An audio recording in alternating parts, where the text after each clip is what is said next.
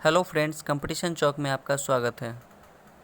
आज हम एक बहुत ही महत्वपूर्ण पुस्तक का रिव्यू लेकर के आए हैं जो कि बीपीएससी एस्पायरेंट्स के बीच काफ़ी डिमांडिंग है।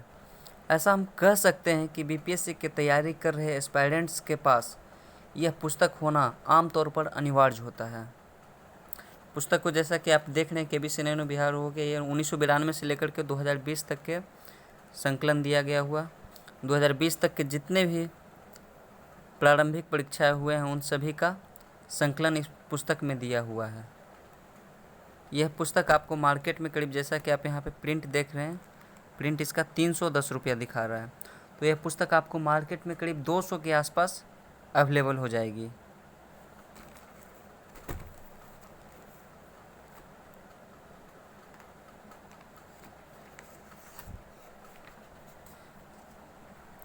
स्क्रीन पे आप देख सकते हैं 2020 में हुए 27/12/2020 को हुए 66वीं बीपीएससी प्रारंभिक परीक्षा का भी इसमें प्रश्नों का संकलन दिया हुआ है।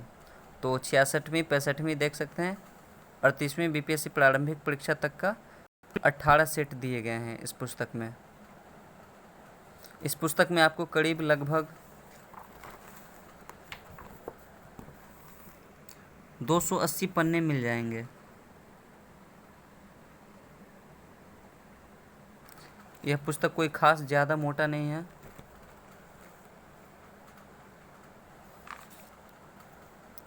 इसमें प्रश्नों का उत्तर जो कि है व्याख्या के साथ दिया गया है। जैसे पहला प्रश्न आप देख सकते हैं, निम्न में से किस हड़प्पन नगर में जूते हुए खेतों के निशान मिले हैं? तो आंसर इसमें ए बता रहा है, कालीबंगन है, और साथ ही व्याख्या उसके बारे में पूरी तरह से किया हुआ है कि राजस्थान के हनुमानगढ़ जिले में घग्गर नदी के तट पर स्थित कालीबंगा नामक स्थान से जूते हुए खेत के साक्ष्य मिले हैं।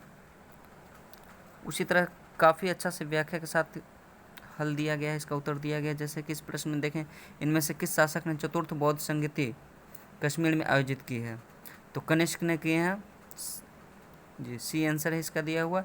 और फिर उसी तरह से इसमें सारा दिया हुआ कि प्रथम, यहाँ देख सकते हैं बौद्ध संगति सभा है, प्रथम बौद्ध संगति, द्वितीय, तृतीय, चतुर्थ, और उस समय राजा कौन हुआ करते थे, अध्यक्ष किसके अध्यक्षता में हुई। साथ ही एक और विशेषता दी गई, मतलब प्रत्येक सेट में दिया गया है कि आपको हर सब्जेक्ट से कितने प्रश्न आए हैं। जैसे इतिहास से इसमें 66वीं में इतिहास से 24 प्रश्न आए, भूगोल से 9 प्रश्न, राज्य से 5, अर्थव्यवस्था से 5, सामान्य विज्ञान से 5, गणित से 10, बिहार विशेष से 29, समसामयिकी से 37, कुल 150 प्रश्न।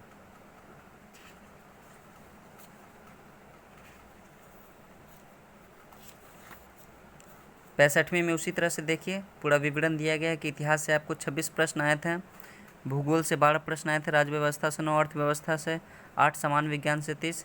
इसी तरह से प्रत्येक सेट में दिया गया है कि मतलब प्रत्येक सब्जेक्ट से, विषय से कितने प्रश्न आ रहे हैं। तो इस तरह से आप भी एक रफली अनुमान लगा सकते हैं किस विषय से कितना प्रश्न एग्ज़ाम में आ सकते हैं, और आपकी तैयारी उस दिशा में अच्छी तरह से हो पाएगी। सेट्स में यहाँ प्रश्नों को बांट भी दिया गया है, जैसे कि स्टार्टिंग इतिहास से हुआ है तो इतिहास में प्राचीन भारत दे दिया गया। उसी तरह से आप नेक्स्ट पन्ने पे जाएंगे तो मध्यकालीन भारत से प्रश्न शुरू हो गए यहाँ पे, उसके बाद आधुनिक भारत से प्रश्न शुरू हो गए यहाँ से। फिर अगले पन्ने पे आते हैं तो ये आधुनिक भारत से प्रश्न आ रही है, भी इस पन्ने पे भी वही प्रश्न आ रही है, करीब 26-25 प्रश्न आते हैं, तो इतना प्रश्न। उसके बाद भूगोल से देखिए यहाँ प्रश्न बट गया, यहाँ भूगोल से शुरू हो गई है, राज्य व्यवस्था से शुरू हो गई, अर्थव्यवस्था से शुरू हो गई है, फिर यहाँ सामान्य विज्ञान से प्रश्न है,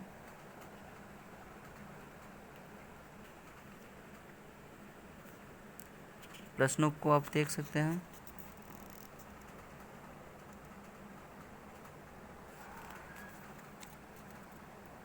फिर गणित एवं मानसिक योग्यता से प्रश्न शुरू हो गई है, बिहार विशेष,